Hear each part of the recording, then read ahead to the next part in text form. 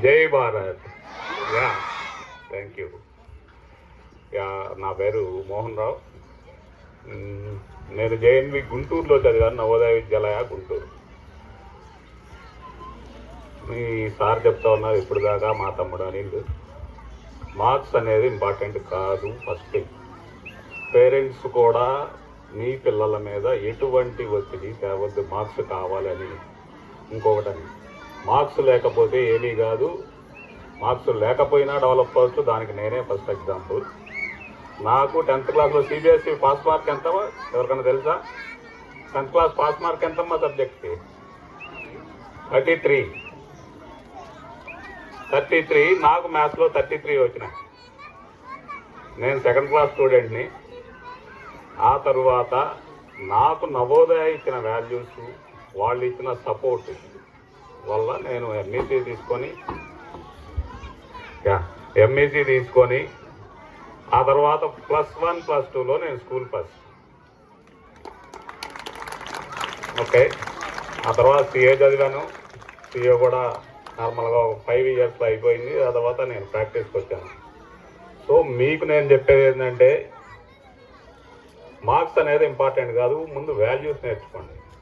Values ఎందుకు నేర్చుకోవాలంటే, మనం ఈ రిపబ్లిక్ డే రోజు ఇవాళ కూర్చొని ఎందుకు చెప్పుకున్నామంటే, మనది ఒక డెమోక్రటిక్ కంట్రీ.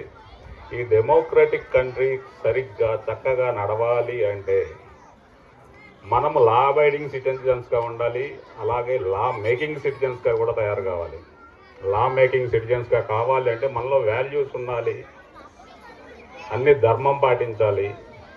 ఇవన్నీ చేసి మొత్తం అంతా జాబ్ కోసం చూడకండి. మీ సార్ లాగా మాలాగా ఒక ఆర్గనైజేషన్ పెట్టండి. మీరు జాబ్ గురించి ఆలోచించవద్దు. జాబ్స్ అవే వస్తాయి, చదివితే వస్తాయి, చదవకపోయినా వస్తాయి. ఒక ఆర్గనైజేషన్ పెట్టి దాన్ని డెవలప్ చేసి ఇటువంటి స్టూడెంట్స్ను లేదా లా అబైడింగ్ సిటిజన్స్ను తయారు చేయండి. తయారు చేస్తే మనం ఇప్పుడు, నేను అంటే ఆ పాలిటిక్స్ గురించి మాట్లాడకూడదేమో, కానీ 1-2 మాటలు చెప్తాను. మనకున్న వాళ్ళలో బెస్ట్ వాళ్ళని ఎన్నుకుంటున్నాం. ది బెస్ట్ ఎవరు లేరు ఇప్పటి ఈ రాజకీయాల్లో. ఆ ది బెస్ట్ మీరే అయ్యి మీరే రాజకీయాల్లో కూడా రావాలి. దానికి కావాలంటే మీకు పట్టుదల ఉండాలి, లా అబైడింగ్ ఉండాలి, మీరు మంచి లాస్ తయారు చేయాలి. మేము కూడా దానికోసం కృషి చేస్తున్నాం మా వంతు. ఇటువంటి ఆర్గనైజేషన్స్ ఇంకా రావాలి. మన అనిల్ చెప్పినట్లు, మా తమ్ముడు చెప్పినట్లు, ఈజ్ ఏ వండర్ఫుల్ గాయ్. నేను దగ్గర నుంచి చూశాను. గత 5-6 సంవత్సరాల నుంచి నాతో జర్నీలో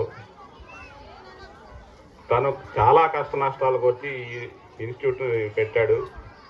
అలాగే మీరు కూడా అతనికి నైతికంగా, ఆర్థికంగా అంటే నేను ఆయనకి ఏం ఫండ్స్ ఇమ్మని చెప్పలేదు. మీకు ఇచ్చిన ఫీజులు ఏవైతే ఉన్నాయో ప్రాపర్గా పే చేయండి. ఆయనకి పే చేస్తే ఇంకా వండర్స్ క్రియేట్ చేయగలడు. ఇటువంటి స్టూడెంట్స్ని, జెమ్స్ని తయారు చేయగలడు.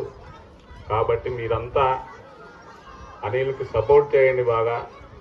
అలాగే మీకు మీరు సపోర్ట్ చేసుకోండి, మీరు గ్రో అవ్వండి. Thank you all. జై భారత్, జై హింద్.